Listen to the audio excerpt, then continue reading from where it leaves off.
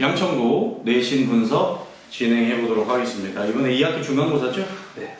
양천고 시험 한번 분석을 한번 해볼 텐데 정말 화가 나죠. 어이없어. 왜 너무해. 뭘 어떻게 하라고. 그죠? 저희가 왜 이런 얘기를 하고 있냐면, 일단은 범위 자체 중 첫 페이지에 1번부터 8번까지가 듣기 문제입니다. 맞아요. 그죠? 근데 그 듣기 준비할 수 있나요, 저희? 네. 듣기 문제가 뭐 다른 학교처럼 모의고사에서 듣기가 나온다. 그렇지. 시험범위다. 아니 교과서다. 라고 하면 저희 차원에서 준비해 줄 수 있는 부분이 많은데 변형 문제를 포함해서 네. 근데 어디서 나올지 알 수가 없어요. CNN, TED 막 이런 데서 막 임의로 나오다 보니까 학생 입장에선 당황할 수밖에 없고 그리고 이것도 당황스러운데 배속을 때려버린다. 이거 풀지 말자는 거죠. 배속도 올리고, 그 다음에 최근에 또 정전연도였나요? 그 뉴질랜드 발음, 호주 발음 이런 식으로 또 발음 독과서 내는데, 물론 뭐 시험의 취지가 듣기라는 게 그냥 어떤 뭔가 그 다이얼로그를 외워서 보는 시험은 잘못된 거겠지만, 그래도 적당한 선에서 준비를 할 수 있게 해준다든지, 아니면 준비가 안 된다면 어느 정도 좀 조금 괜찮은 풀만한 문제를 난이도가 있더라도 준다든지 해야 되는데, 너무 조금 선을 높여서 진행하고 있지 않나. 근데 그 선을 높인 게 진짜 그냥 변별력을 위함이 아니라 약간 방향이 이렇게 틀어져 있지 않나, 이런 생각이 좀 듭니다. 요것 때문에 당황을 먼저 하고 시작하죠. 그리고 이렇게 나가다가 뒤에 문제를 보면 한글 현지고 이러다 보니까 객관식이 조금 풀만하거든요. 근데 이 부분들은 뭐 교과서 요런 범위에서 나왔기 때문에 학생 입장에서는 쉽게 대처할 만합니다. 능률 교과서 중에 그 능률 5죠? 5. 그죠? 네. 이 교과서는 사실은 할만합니다, 솔직히 말해서. 그리고 실제로 나온 문제들이나 오히려 서술형 중에 교과서를 활용하는 문제들은 양천도 좀 풀만해요. 맞아요. 근데 이 비중이 적고 뒤에 넘어가면서 학교 프린트물 이거 딱 나오기 시작하거든요. 그때부터 숨이 턱 막히면서 이제 학생이 좌절을 많이 느끼기가 좋죠. 학교 프린트의 문제점은 뭐냐면, 일단은 양이 많아요.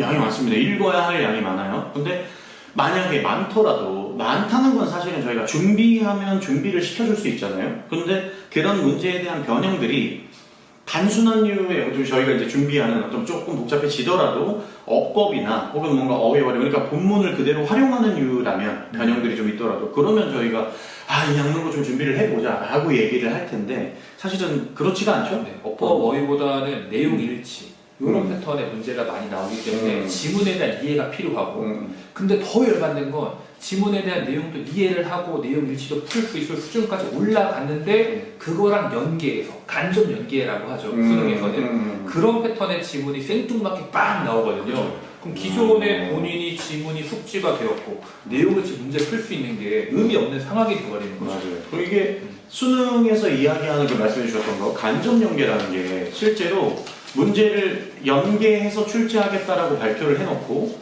이 문제랑 이 문제랑 연계됐었어 라고 얘기를 해주지만 사실은 이게 그거였다고 하잖아요. 맞아요. 이번에도 저 뒤로 넘어가 보시면 평균 관련한 얘기 나오는 지문이 있었죠? 몇 번이었죠? 22번이었나요? 네, 22번입니다. 22번 문제 같은 경우도 저희가 평균과 관련한, 아마 양천고 학생들이랑 많이 듣고 계시다면 아마 알 거예요, 무슨 얘기하는지.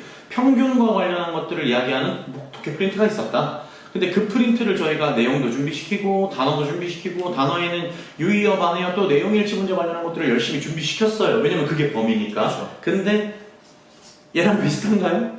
전혀 달라요. 네, 비슷하지도 않습니다.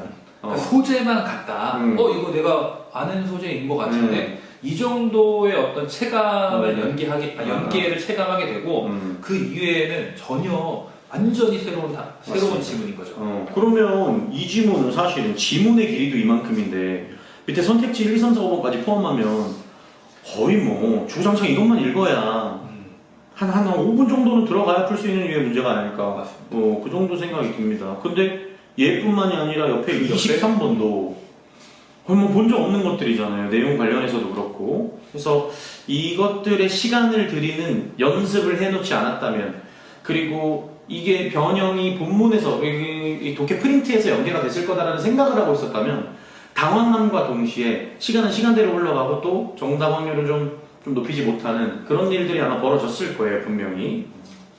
그리고 넘겨서 24번. 24번 문제는 제가 읽다가 당황했어요. 그죠? 단어가 말이 안 됩니다. 이 지문 한번 보시겠어요? 여기 보이시죠? 이 지문에서 제가 시간 드릴 테니까 단어 좀 한번 보실래요? 아는 단어라고 할까요? 좀 걸리적거리는 단어가 몇 개인지 한번 세보세요. 벌써 첫 줄에 하나, 뭐 얘기하는지 아실 겁니다. precipitate, 그 다음에 thermonuclear, 그 밑에 나와 있는 단어 하나하나, 이 뭐, 네 번째 줄 이거. egregiously, 이걸 어떻게 알아요? 이걸 어떻게 합니까, 1학년들이? 근데 뭐, 단어 하나 모르는 걸로는 괜찮지 않아 할 수 있지만, 그거 하나 모를 때죠. 근데 지금은, 제가 봤을 때는, 그치, 지문의 한 20, 30%의 단어는 모르는 거예요. 아는 건 as, in, 뭐 이런 거야.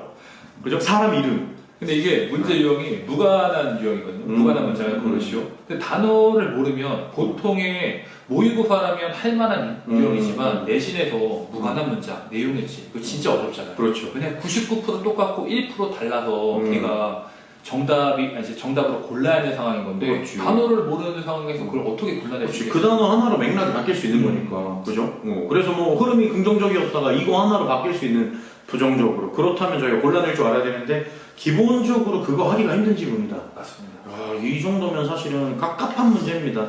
근데 말씀드렸던 것처럼 범위 내에서의 어떤 변형이 지문을 기본의 어떤 틀로 활용하고 양천구가 그러고 난 다음 여기서 이 변형이 나와주는 거라면 저희가 뭐 이렇게 저렇게 준비를 해줄 수 있죠. 근데 변형의 연계율이 이 정도라면 사실은 할 수 있는 게 거의 없죠. 그래서 일단 제 개인적인 생각으로는 양천에서 영어 시험을 좀 잘 내고 싶다, 점수를 잘 만들어 보고 싶다. 그럼 시험 대비하는 것도 중요하지만 평소에 영어에 대해서 얼마나 많은 시간을 투자하고 있는가, 기본기가 얼마나 탄탄한가 이거를 체크하는 과정이 좀 중요한 것 같아요. 그러니까 본인이 준비를 해도 준비한 만큼의 가시적인 결과를 볼 수가 없어요. 그렇죠. 왜냐면 저희가 시험을 준비한다는 건 사실은 기본적으로 암기의 출발일 거고, 그리고 거기에 대한 변형과 어떤 응용에 대한 대처잖아요. 네네. 근데 그것들을 넘어서는 문제들이 등장해 주니까, 사실은 지금 이걸 듣고 있는 예비고1이나 예비고1 학부모님들이 계시다면, 사실은 양천고를 고르는데, 진학을 선택하는데 조금 신중해야 된다. 내신만, 양천고 내신 뭐 할만하다는데 그래도 남고니까 남녀공학보다 낫지 않겠어 이런 생각들 많이 하시잖아요. 근데 신중해야 한다. 왜냐? 실력이 어느 정도 갖춰지지 않은 상태에서 이 문제를 풀겠다? 그럼 한번 보시면 알 겁니다. 24번 문제. 그죠? 어려울 수 있습니다. 그리고 만약 어떤 생각으로 양천을 선택해서 이미 시험을 보고 있는 학생들이라면 이 악물고 특히 1학년 때, 1학년 이제 2학년 넘어가는 한 2월 정도까지겠죠. 그때 이제 이 기간 동안 진짜 우리가 얘기하는 그 실력 향상, 기본적인 어휘력, 그 다음에 문법도 필요하지만 독해 능력, 구문 해석 능력 이런 것들이 한 단계, 한 두 단계 정도는 지금 하시고 있는 선에서 레벨업 해주셔야 그래야 이런 문제에 도전이라도 해볼 수 있을 만할 거다. 이렇게 말씀드릴 수 있을 것 같아요. 그리고 서술형 문제 같은 경우에는 오히려 좀 감사한 문제들이 좀 나와주죠. 서술형은 일단 교과서 이런 패턴에서 등장을 했기 때문에 충분히 대비가 가능했고 다른 학교에 비해서 난이도가 많이 낮았죠. 그러니까 이런 것들은 툭툭 치고 넘어가야 하고 그리고 저희가 또 고마움을 느낄 수 있는 부분이 뭐냐면 배점이 그래도 좀 높았어요. 그러니까 오히려 어려웠던 객관식 문장의 배점이 3점이라고 하면 서술형은 5점인데 5점 정도. 이 쉬운 거에서 5점을 가져가는 거는 진짜 땡큐긴 하지. 네. 그죠? 이 양천은 일단은 저희가 이렇게 정리를 해드려야 될 것 같습니다. 실력 만들어서 가라. 예비고1이라면 실력 만들어서 가라. 저희가 얘기하는 실력 기준은 보통 수능을 지금 당장 풀었을 때 혹은 고3 모의고사를 풀었을 때 90점 이상 맞을 수 있는가? 이 정도의 실력이 좀 갖춰진 상태에서 선택을 해라.